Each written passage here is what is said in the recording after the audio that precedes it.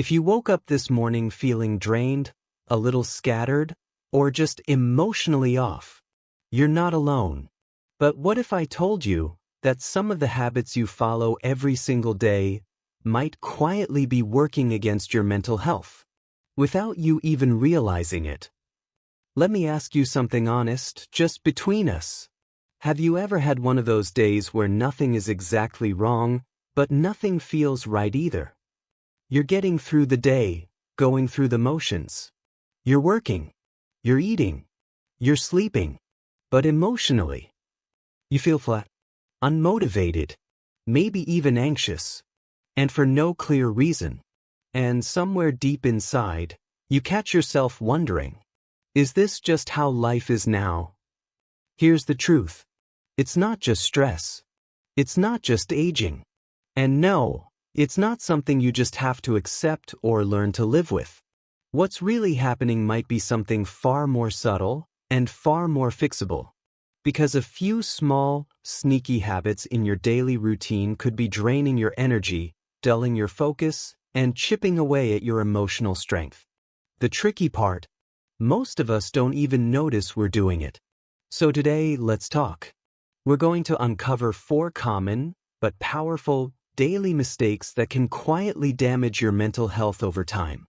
These are things that might seem harmless. Some might even feel normal. But underneath, they're affecting your brain chemistry, your mood stability, and how well you handle the stress of everyday life. And we're not stopping at just identifying them.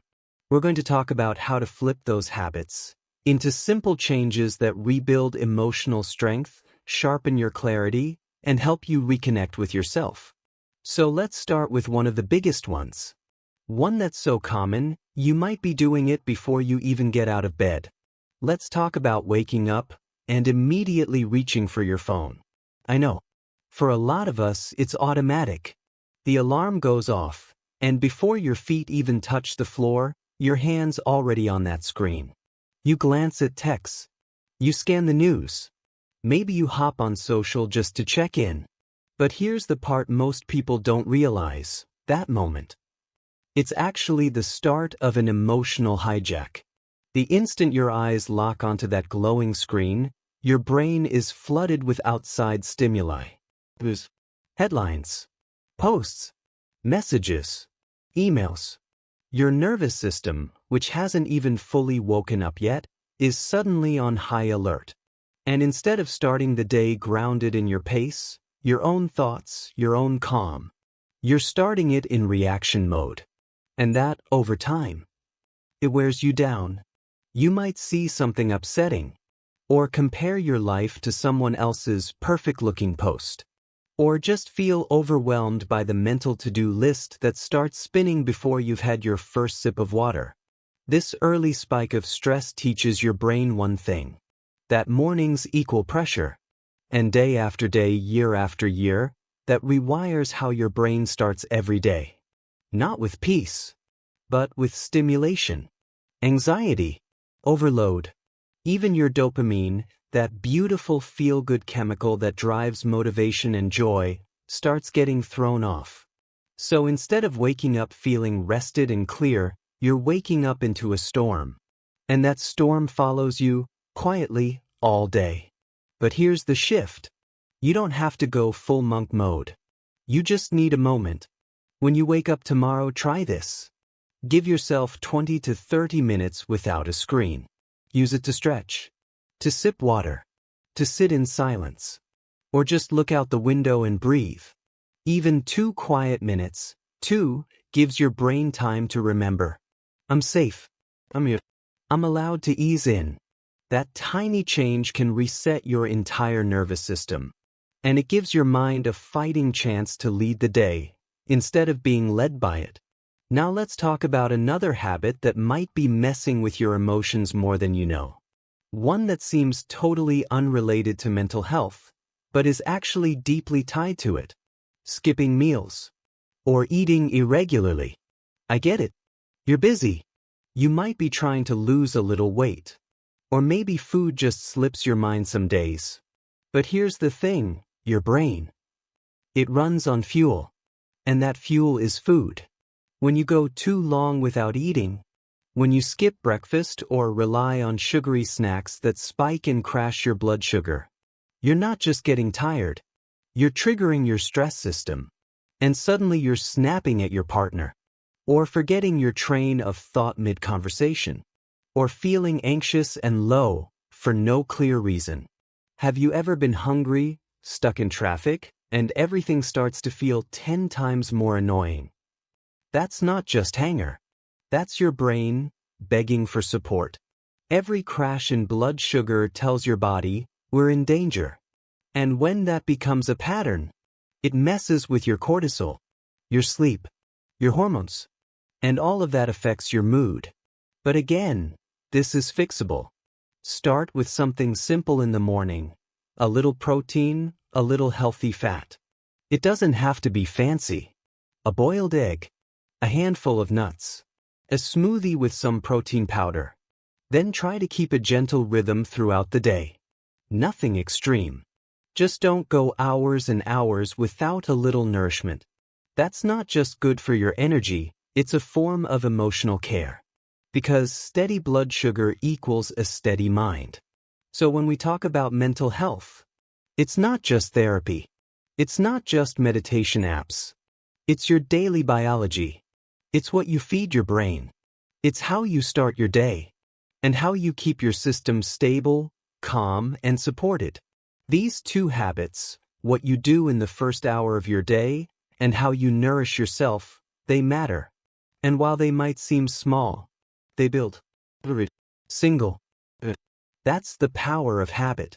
Not in the big dramatic changes, but in the quiet things you do consistently, the ones that say, I care about how I feel. I deserve to be well. I'm ready to take care of my mind, just like I take care of my body.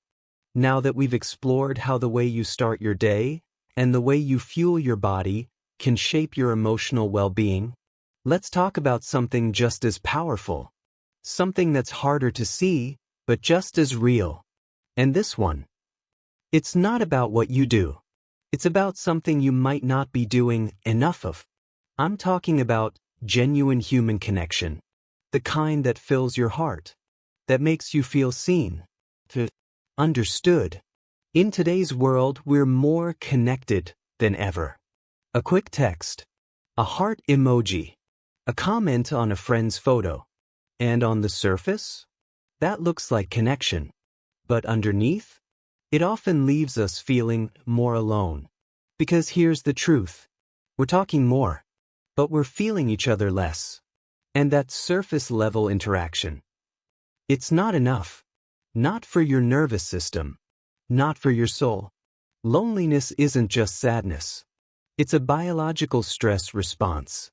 Your brain was designed to thrive in community, not just proximity, but real, emotional safety. The kind that comes from eye contact, laughter, being heard, or even just sitting next to someone who gets you. When you go too long without that kind of nourishment, your nervous system starts to send danger signals. Your cortisol rises. Sleep becomes restless. Mood becomes shaky. Anxiety creeps in quietly. And worst of all, you don't always realize that disconnection is what's making you feel off. Maybe you felt it. You're not in crisis. Nothing's wrong. But you feel dull, uninspired, like something's missing, but you can't quite name it. That's usually your heart calling for people. Real ones. Not more likes. Not more messages. But presence. And yet, here's the trap. When you feel low, connection feels harder. It's easier to stay home. To say, maybe tomorrow. To cancel plans, not because you don't care, but because you don't have the energy. That cycle? It feeds on itself. The more disconnected you feel, the more disconnected you become. So how do you break that? Start small. You don't need to host a dinner party. You don't need a deep, hours-long heart-to-heart. Just reach out to one person. Someone safe. Someone who knows your laugh. Send a message that says, hey, I've been thinking about you. Want to catch up this week? Or even, I could use some human time, are you around soon? The words feel too heavy. Take a walk with someone. You don't even need to talk much. Just being near someone who feels good to you can start to restore your emotional rhythm. Or try joining something local, a yoga class, a book club, a volunteer group. Not because you're looking for your soulmate, but because you're teaching your nervous system, I am not alone. Because when your body feels safe with another human being, it exhales. Your breath deepens. Your mind calms. And slowly, the fog lifts. Connection isn't optional. It's foundational. It's not just nice to have. It's part of the wiring of your well-being. Now, let's shift to the fourth mistake. One that disguises itself as staying informed or even self-care, but often backfires. Over-consuming negativity. Yes, the news is part of it, but it's more than that. It's the daily drip of fear, outrage, comparison that we feed our brains without even thinking. Think about it. You're scrolling, and suddenly there's a violent headline, or a tweet that lights a fire in your chest, or a story that breaks your heart. Sometimes it's quieter. You see someone thriving while you feel stuck. And just like that, a shadow settles in. Here's the thing. Your brain was not built to carry the weight of the world's pain every single day. But that's what we're asking it to do. And it's burning us out from the inside. Negativity compounds.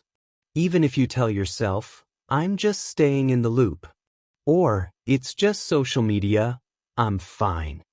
Your nervous system doesn't know the difference. It just reacts. Every dose of fear, anger, or helplessness gets stored as stress. And that stress builds. Suddenly you're anxious for no reason. You're tired, even though you slept. The world feels too heavy, even on a quiet day. Sound familiar? It's not because you're weak. It's because you're overloaded. So what do? You curate your inputs. You become the gatekeeper of what enters your mind. Think of your brain like a garden. What you plant is what grows. If you're planting fear and outrage all day, you can't be surprised when you harvest stress. Now, this doesn't mean you ignore the world, but it does mean setting boundaries. Choose when and how you take in information. Maybe once in the morning, not right before bed. Follow voices that lift you. Mute or unfollow the ones that drain you, even if they're popular. You don't owe the internet your mental peace. And beyond the digital world, think about your conversations. Are you around people who always complain? Who see problems, but never solutions? That energy seeps in, and it sticks. Protect your peace, because it is your most valuable asset. You can't think clearly. You can't love fully. You can't grow if your emotional bandwidth is under constant attack. Mental wellness isn't just what happens inside you. It's also about the world around you and how you choose to respond to it. Start there, and everything begins to shift. So, we've explored how skipping meals can throw your mood off balance, how disconnection can erode your mental well-being over time, and how daily exposure to negativity can overload your emotional system. Each one of these, on its own, can be tough to handle. But when two or more of these challenges stack up at once, it's no wonder so many of us feel like we're drowning in stress, anxiety, or sheer exhaustion. But there's one more silent mistake that sneaks in under the radar. And this one? It feels deceptively safe, even productive. It's the mistake of always staying busy, always doing, always moving, never giving your mind the space to breathe. Somewhere along the way, we've been taught that if we just keep moving, keep checking things off our to-do lists, we'll feel better. That rest is lazy. That slowing down is weakness. That stillness is a waste of time. But here's the truth. This belief is one of the most damaging myths we carry with us. When your life is jam-packed with tasks, noise, obligations, and distractions, your brain never gets the chance to reset. It's like running your car without ever turning it off. Eventually, something's going to break. And often, it's your sense of calm, your ability to focus, your sleep, your patience, and yes, your mental health. Maybe you've noticed it yourself. You finally sit down just for 5 minutes, and your brain has no idea what to do. You feel anxious, restless, like you're wasting time, even though your body's practically begging for a break. That reaction? It's a sign you've been running on adrenaline for far too long. Rest isn't just a luxury. It's a biological necessity. Your brain needs quiet to process emotions. It needs pauses to make sense of thoughts. It needs time to wander, to dream, to heal. Without that space, your nervous system stays stuck in survival mode. And living in survival mode, day in and day out, is a fast track to burnout, irritability, and feeling completely disconnected from yourself. But here's the good news. You don't need to quit your job or book a silent retreat to find that space. It starts with small choices, tiny shifts in your daily routine. Maybe it's 5 minutes of quiet with your morning coffee, no phone, no to-do list. Maybe it's taking a few deep breaths before you dive into the next task. Maybe it's turning off the TV for a moment, just sitting with your thoughts before bed. At first, stillness might feel uncomfortable. Like silence in a noisy room, it can feel almost too loud. But if you stay with it just a little each day, that discomfort will turn into peace. Your brain will start to trust that it's safe to slow down.